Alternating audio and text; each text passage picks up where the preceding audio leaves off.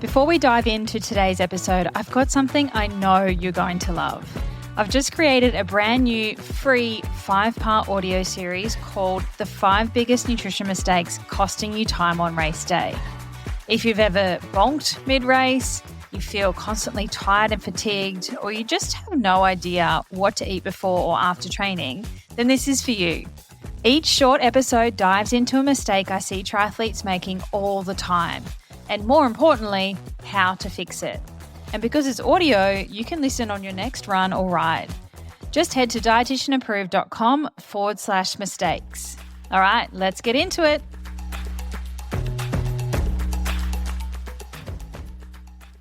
Are you constantly feeling tired and fatigued? Now, you're a triathlete. You're probably going to feel tired relatively frequently, but to the point where it's constant, or you're not recovering quickly and you're really struggling to recover. Or are you running out of gears mid-session and having to slow down? Are you struggling to get motivated to do your training because you aren't actually recovering properly?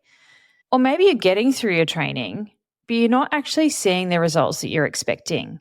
Maybe you're ticking off all your training sessions, you're winning unicorns, you're making TrainingPeaks go green, but you're not actually sure if what you're doing is helping you get fitter and faster. Now, if any of that sounds familiar, the chances are that your nutrition is probably the thing that's holding you back.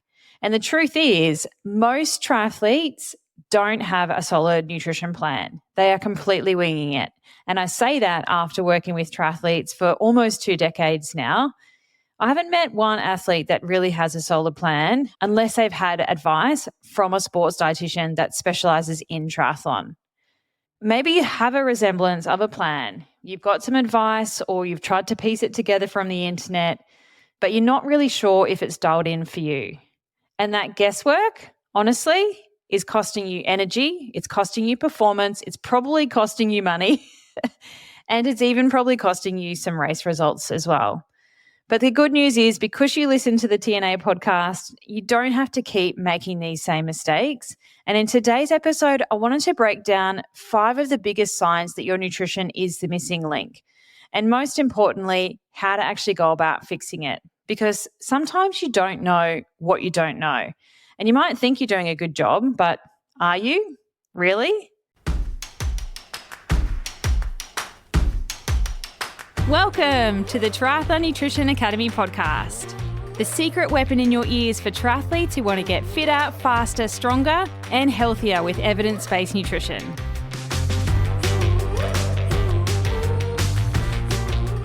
When you fuel properly for you, everything changes. You will train harder, you'll find another gear when it gets hard, and you'll back up and recover faster so that you can absorb your entire training program, not just parts of it, and actually perform to what you're capable of, what this body, this high-performance engine is truly capable of. And I wanted to share Sam's story with you really quickly because she has just had an epic race at Geelong 70.3. She is a local and has done that course for many years in a row. But the difference this year is she just finished phase 3 of the Triathlon Nutrition Academy program. She came first in her age group and she just did a massive 14-minute PB on the same course, which is massive. Huge congratulations, Sam. And she thought she was doing a great job with her nutrition, but sometimes you don't know that there's a problem until you figure out another way.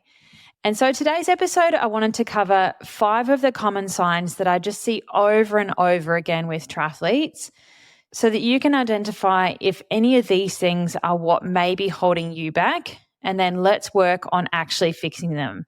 And if you are serious about taking control of your nutrition, now is the perfect time to do something about it because the next cohort of the Triathlon Nutrition Academy program is about to kick off. So this is your chance to get expert guidance from a triathlon dietitian and a proven step-by-step system that is personalized to you so that you can stop winging it and start fueling with confidence. So let's dive into the deep end. Here are the 5 biggest nutrition red flags that I see in triathletes and how to turn them around. The first one is you're feeling tired, you're feeling fatigued, you're lacking energy, and potentially alongside that, some motivation. Why this happens for people, it is very multifactorial, but here are some of the big rocks. Number one is underfueling. And that means not eating enough carbohydrate, whether it's outside of training, in training, or both, to meet your demands for your program and your body. Another big one is poor recovery. If you are shit at recovery, you are crap at it, you might think you're doing the right thing, but it's probably not optimized for you, then you aren't backing up and recovering quickly in between your training sessions to be able to go again for the next one. And that fatigue just builds as the week goes on. Do you ever find that? Like you can muscle through the work week, the training week, but then by, say, Friday, you're absolutely smashed and you are not sure how you're going to get through those big long endurance sessions on the weekend. Another reason why this might be a problem or might be one of the things that is letting you down is that your carbohydrate intake is not timed correctly either. So you're not eating the right amounts before training sessions, you're not eating the right amounts during training sessions, and you're not properly refueling again post-training. You may also be limiting in some of the key nutrients that we need as endurance athletes. Iron is a big one. It's involved in so many different processes in the body. It's really common for endurance athletes to be deficient in iron, particularly if you're female and particularly if you're a vegan triathlete. You're a high risk group for having inadequate iron stores. And that's something that you do want to fix and quickly, because there is no point training and training hard on low iron. And finally, another reason why you might be feeling tired and fatigued all the time is that you're actually dehydrated. Even mild dehydration negatively impacts performance and our energy levels. And so it might be one of the pieces of your puzzle that you need to fix so that we can get over this tiredness slump. Now, I want to say this, and I feel like I say this all the time, but you need to not wear tiredness and fatigue as a badge of honor as a triathlete. Like, yes, you will feel tired. You do a lot of exercise, you do a lot of things in life, but it shouldn't be something that we're proud of. And we need to get away from that mindset of like, I'm completely smashed, I'm completely fatigued, I must have done a good job. There is another way to do it, and I want to show you how to fix it. Firstly, you need to get really strategic with your fueling. Timing, type, amount of carbs matter. You can't eat the same way each day in, day out, and expect a different outcome. You need to optimize your periodization for the training program that you're doing, and that is going to evolve every day, every week, every month, every season. It's not a set and forget thing, but you need to understand why we need to do that and then how specifically to manipulate that for yourself so that you can make those really quick, rapid, finesse changes as your training program changes. If you have a meal plan that you are rinsing and repeating, you are not doing yourself any justice. You haven't got all of your building blocks dialed in to support that training program to the best of its ability.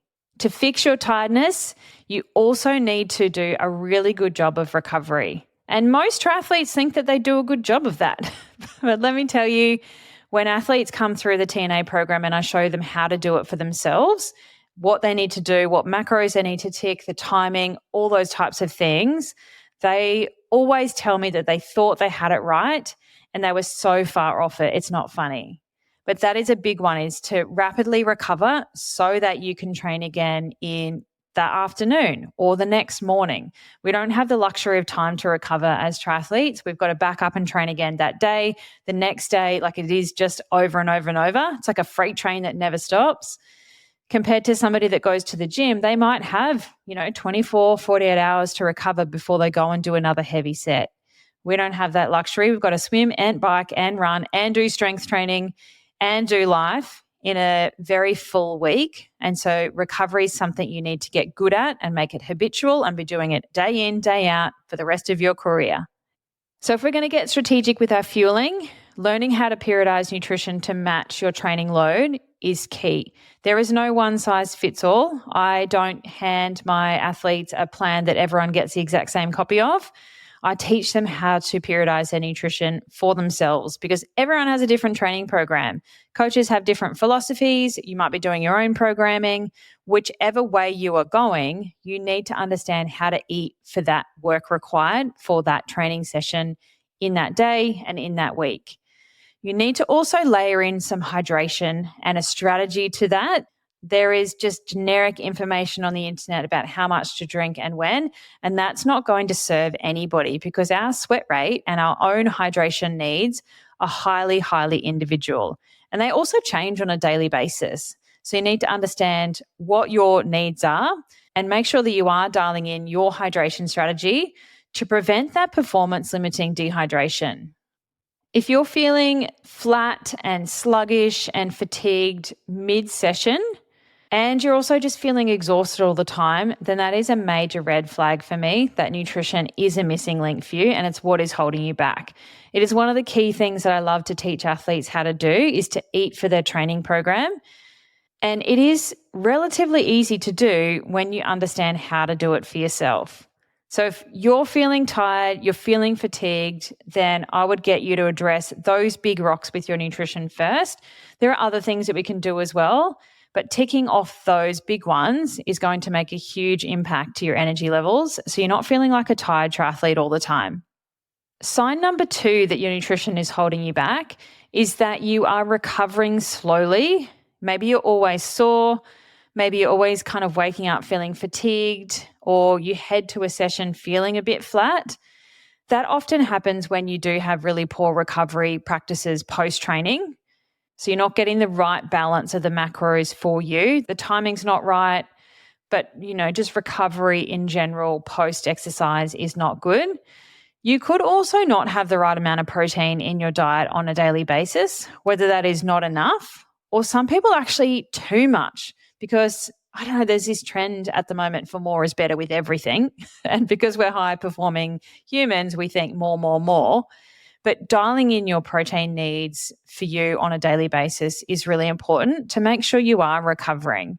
Because we are training a lot, the body is always recovering. Like I said earlier, we don't have the luxury of time to sit back, rest, recover. We've got to be as aggressive as we can with our nutrition principles to help the body recover as rapidly as possible. Now, different life stages, genders, training status, athlete level are going to dictate some of your protein needs, and it does change across the lifespan as well. So again, it's not a set and forget number. It is something that we can really dial in for you based on where you're at, what you're trying to achieve. It's not just blanketly pulling a number off the internet. And if you pull a number off the internet, chances are it is way under what you need, or the other way it's going at the moment is it's going to be way over what you need. So I give my athletes a range, but then we talk about where they would sit in that range based on them as an individual. Another reason why your recovery might be slow is because you're not also refueling post-training. Particularly if you've got back-to-back sessions in a row or days that are back-to-back, a morning session, an afternoon session, and then you've got to back up again and go the next morning. If you're not refueling for whatever that work that was done, then you haven't topped up your fuel tank to give you that energy to go again in the next training session. And the other reason, another big rock why this one might happen while your recovery is just not very good is because your general diet is shit. Yep. I am very no BS. I have seen many triathletes eat terribly and wonder why it's just not all falling into place for them. Yes, you do a lot of training, but that doesn't mean that you can put shit fuel or the cheap economy fuel into your high performance engine and expect it to perform like a race car. You have to put the right building blocks in on the daily. You may be able to get away with eating a little more junk than the average person that sits on their butt, but is that the right things to be putting in to get the most out? So if your recovery is slow, here's some key things that you need to do to try and fix it. Number 1, dial in your recovery nutrition for you. Make sure you're ticking off my 4 R's of recovery in the right time, in the macronutrients that are dialed in for you. They are not blanket. You need to understand how much to have and when. And also finding, fast, easy recovery meals or snacks that fit into your lifestyle. There is no point creating this amazing, fully detailed, convoluted plan if you can't actually action it, because there is no benefit to having a plan if you can't then put it into place. So learn exactly what you need, figure out an option that fits with your lifestyle, and you can do it when you're running around like a headless chicken, getting kids to school, running into the office, whatever it is that you're doing. There's no point if you've left it at home. If it was perfect, you need to actually get it into the system. There is a reason why I cover recovery nutrition first in the Triathlon Nutrition Academy program. It is our very first masterclass that unlocks on the 19th of April. It has the biggest impact first, and people feel amazing very quickly when they get it right. You need to also avoid the common pitfall I see with athletes is skipping recovery if it's an easy session. You think, I only went for a 60-minute easy run, and so I don't really need to do recovery because I'll be right. It still impacts your recovery and your progress. So understanding what you need to do specifically, when you need to do it, and all the types of sessions that you need to be aggressive with recovery. Proper recovery is one of the biggest game changers. In the TNA program, I make it super simple so you can put it into place rapidly and hit every session with it. What athletes always come back and tell me afterwards is that recovery was one of the biggest game changers for them. Kelly, who just started with me in January, has just finished up with phase 1 now, and she is feeling like stark contrast, night and day compared to what she was doing before. And it just took a few simple tweaks and a few habit changes to get that really dialed in for her. And she feels supercharged as a result of that one tiny fix. The third sign that your nutrition is definitely holding you back, and this one's pretty clear, but whether you feel bloated, uncomfortable, sloshy, nauseous, insert any gut issue related symptom here during training. If you're somebody that knows where every portaloo or toilet is on your running route, then your nutrition needs to be adjusted. If you know that you have to stop eating X number of hours before a particular type of training session, then your nutrition needs some adjustment. If you're a trail runner and you know that you're going to have to go find somewhere to hide mid-run, then your nutrition is definitely holding you back. Now, for obvious reasons, all of these gut issues that we can have as triathletes are horrible, and you don't need to battle with it forever. A lot of the time they are fixable, but most people don't know how to actually go about fixing it. And you need to be quite systematic to understand what the problem is for you, and then how do we go about resolving it. Hey there, sorry to interrupt, it's Taryn here. I just wanted to give you a quick heads up that the Triathlon Nutrition Academy doors are opening again soon for our April cohort. Now, this is your chance to finally understand exactly what to eat and when, so you can train harder, recover faster, and perform at your best. The next cohort kicks off on April 19th, and early bird opens on April 6th. Now, trust me when I say you want to be the first in line, because I've got 2 brand new early bird bonuses that are going to be absolute game changers. Now, I can't say too much yet, but they are highly race specific, and they're going to only be available for a limited number of people. Spots are going to fill up quickly, so make sure you've registered your interest in our April cohort and your name is on the list. Head to dietitianapproved.com/academy and do that now. That way, you'll be the first to get the early bird email and access to those exclusive bonuses before doors open to the public. All right, that's it from me. Let's get back into the episode.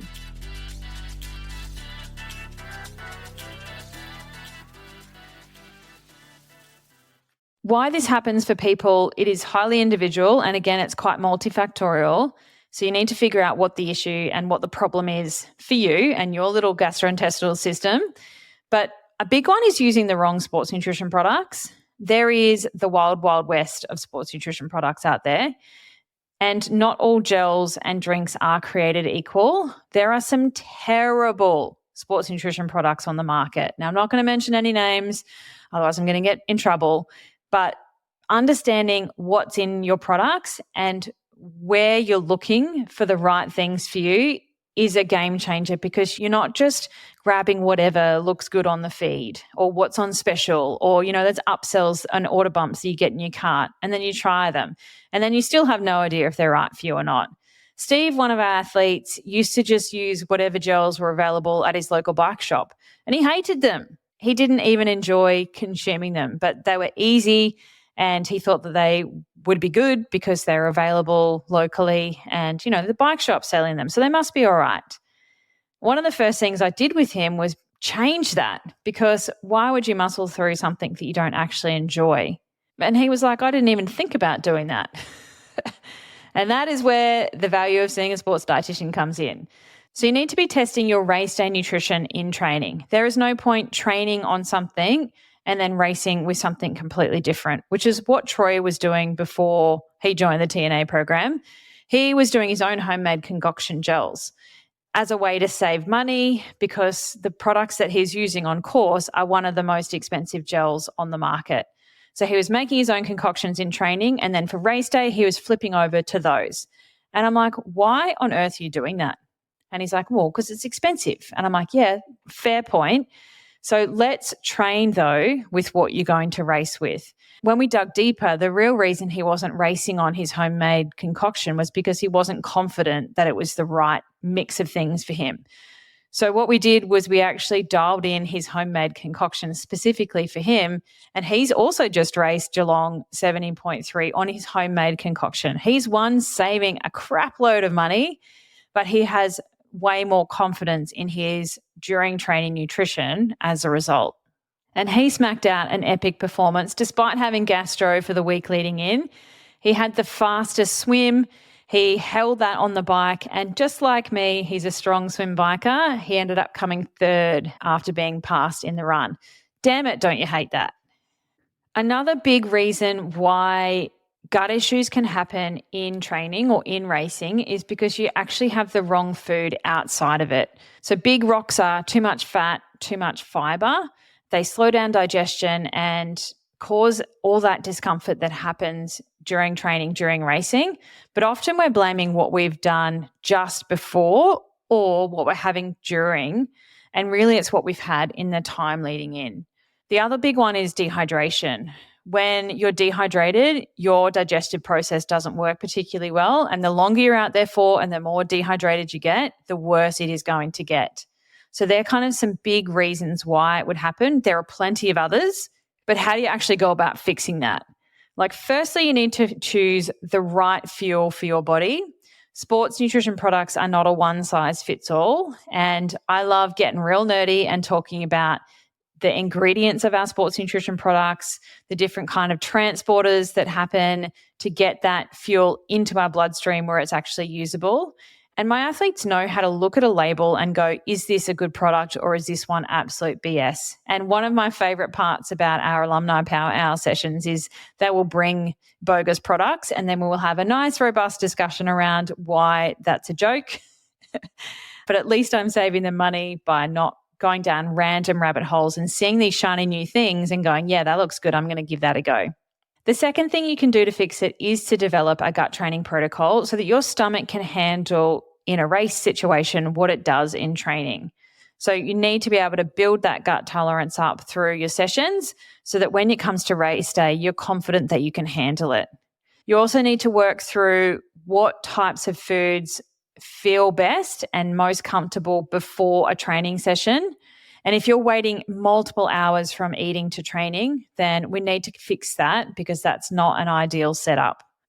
You probably already know which ones to avoid, but there's probably other things that are sneaking in there that you don't know about or you're not aware about that are causing havoc and wreaking havoc when you actually go and do a training session. And then finally, hydration, right? If dehydration is going to negatively impact our gut, then we need to make sure we understand our hydration needs and we are hydrating properly before and during training, as well as rehydrating again afterwards. And that'll help keep all of your digestive processes running nice and smoothly and minimize any gut impact that may have happened by dehydration.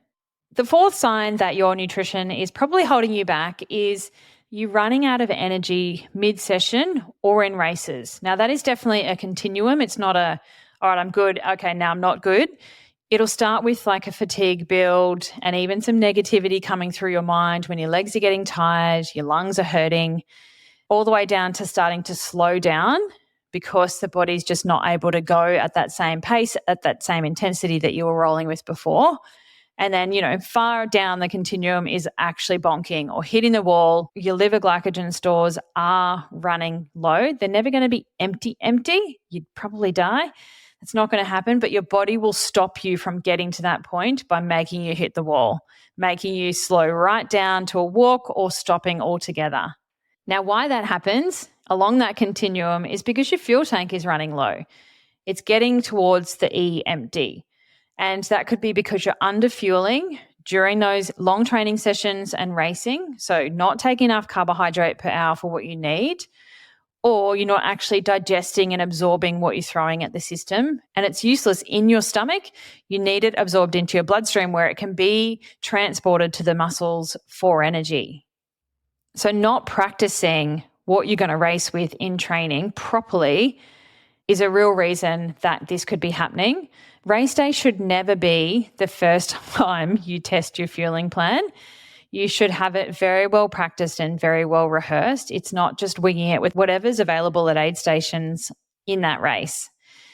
Another reason why this is probably happening is that you haven't started well fueled. You've started training or racing and you're already carb depleted.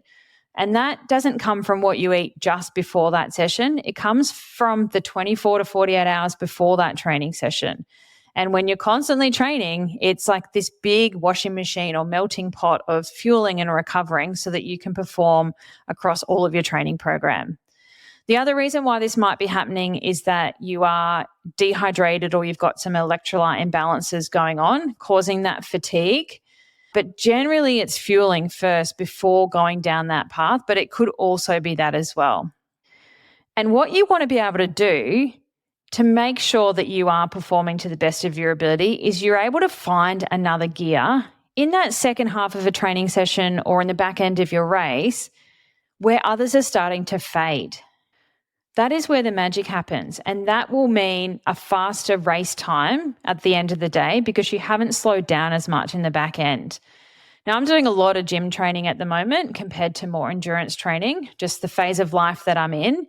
And I can be 45 minutes into a hard 60-minute workout and find more energy. It is amazing. One, because I'm a sports dietitian and I know how to support that training session to get, that second kick, that second wind, more energy when everyone else is fading and dying in the ass. And people often ask me like, oh my God, Taryn, what did you eat for breakfast? And, I tell them what I do and they're like, oh man, I didn't eat anything or I just had some lollies. And I'm like, well, these are some things you could try if you want to do better. And if you can find that second gear, pick it up a notch in like an interval run training session or a fartlek or hill sprints or crit race or your race, then you are going to perform so much better than if you were just dragging your sorry butt to the finish line with whatever energy you can piece together at the end. So how to fix it? How to find that extra gear? Learn how much carbohydrate you need per hour and actually need for you, because following generic advice for 90 grams of carbs an hour, 100 grams of carbs an hour, 120 grams of carbs an hour, whatever you find on the internet is not serving you. And then once you understand what you're trying to achieve, then you also need the ability to adjust it, tweak it, evolve it so that we don't have this set and forget number that we just do all the time. You need to develop a personalized race nutrition plan and everything that goes with it, from your week leading in, carbohydrate loading if you need it for that race, your pre-race meal, what you're doing on the day, and then recovery out the other end and testing it lots before the actual dance. You need to understand how to carbohydrate load properly, because it is not just eating a big bowl of pasta the night before your race and going, yep, I'm carved up.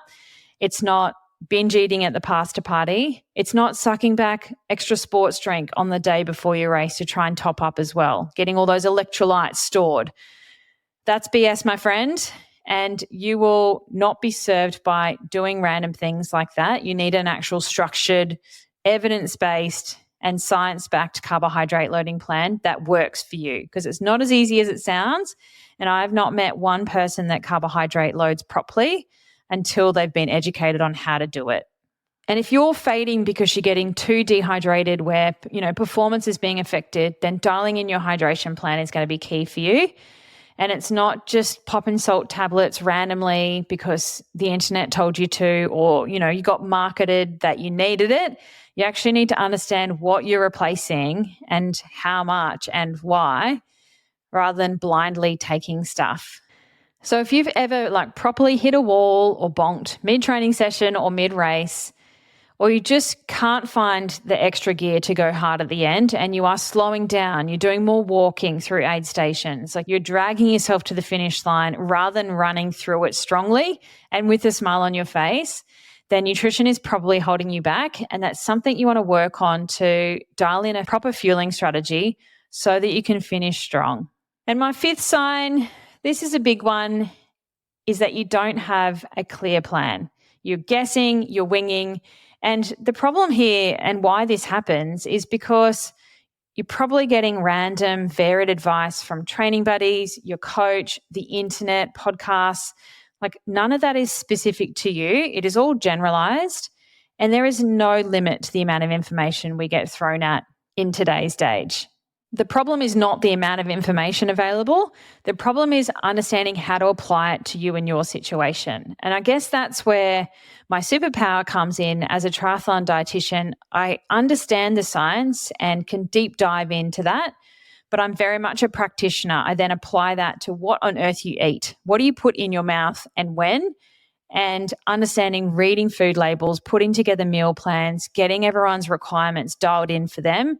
That is my superpower and that is my job. And I do that day in, day out, week in, week out, year in, year out, and only with triathletes. I don't work with other athlete groups. I love the swim, bike, runners that do it all in one event because you're an awesome human. The other reason why this might happen is that you're not actually understanding or tracking or knowing how to adjust your nutrition and how it impacts performance. You could be following random diets, the latest trends, the latest crazes. What's the latest? I don't even want to mention it, but some wasp venom. There is so much stuff out there, and I bet you feel like you should do it and you need it and you won't perform or have that competitive edge like someone else in your age group that's maybe doing it. But you need to understand whether that actually supports you and your endurance training and whether that's going to help you be a better triathlete or not, or you're just throwing money down the sink at something that may or may not be working. A lot of triathletes waste money on supplements that they don't need, are even missing the key ones that they potentially do need, the ones that might actually help them. And so often I hear people say, I've been taking this for years because someone back then told me to do it for some reason. I didn't really understand why. And so I've just continued to do it and nobody said otherwise. Let's get a bit smarter around the supplements that we take and take the ones that are actually useful, beneficial, performance enhancing and that you need rather than just throwing spaghetti at the wall and hoping some of it sticks. Because there's a cool research paper that looked at multi-supplement use, and the more different things you take, the worse it seems to be. They seem to wash themselves out in a way. So you want to be really strategic around your supplement use so we're not just taking everything.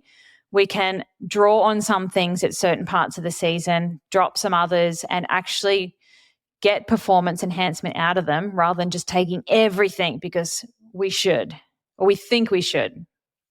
So how to fix it if you are the type of athlete that is winging it? You need to stop this trial and error and actually get a clear, structured plan that is tailored for you as a triathlete.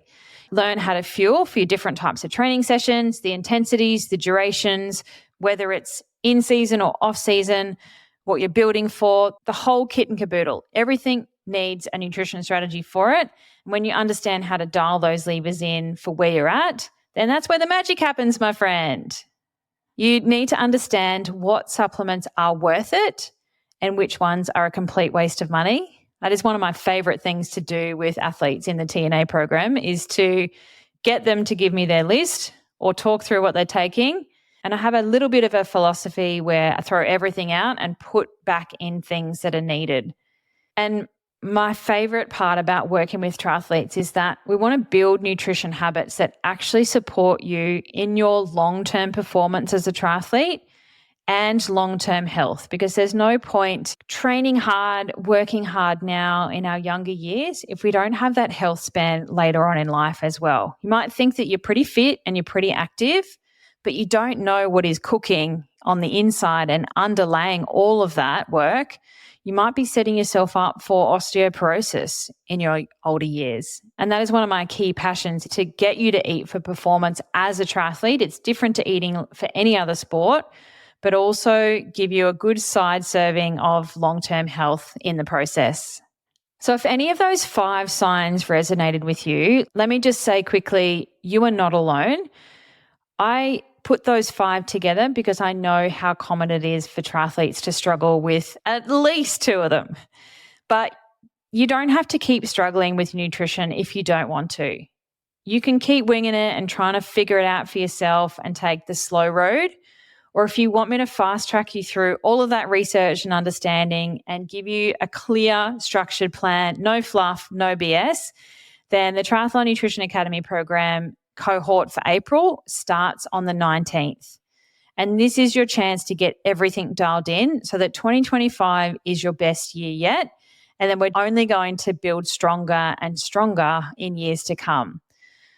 So the Triathlon Nutrition Academy is going to help you have a step-by-step plan with guidance from me each week in Power Hour for fueling training and racing and everything that goes with it. No more second guessing, trial and error, having no real idea if things are working for you or not. And that structured support so that you can build sustainable nutrition and habits to enhance your performance now, but for life. So go and check that out at dietitianapproved.com/academy. Spots are filling up fast this round. I'm capping it. And once we start, doors are closed until July. So head to dietitianapproved.com/academy and let's get your nutrition working for you, not against you.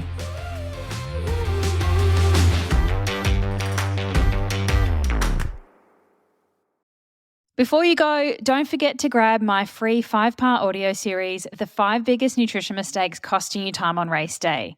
Listen on the go and start fueling smarter today. Head to dietitianapproved.com/mistakes.